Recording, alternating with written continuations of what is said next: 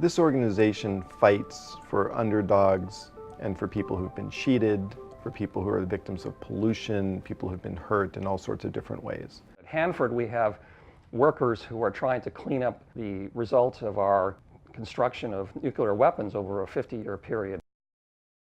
We're standing above the most contaminated piece of soil in the United States. It's where plutonium was made for the nuclear arsenal for the Cold War and for the bomb that was dropped on Nagasaki. The whole job is cleanup.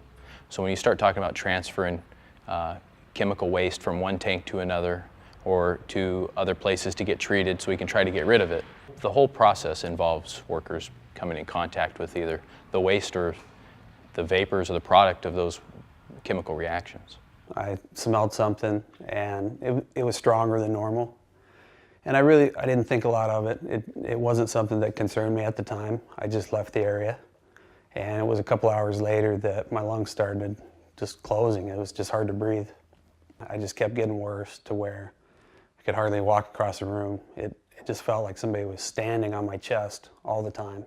Before this happened to me, I was very active. My life has changed a lot. I get up every day, and the first thing I do is I use my nebulizer and I take medicine to be able to breathe. That my life didn't have to end up like this, because they knew about it. They could have prevented it. My late husband, Gary, he worked in the tank farms.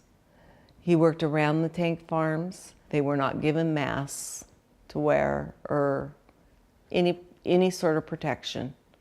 The first thing we noticed as a family is he wasn't following the conversation, and then his forgetfulness. And the test came back that he had toxic poisoning of the brain.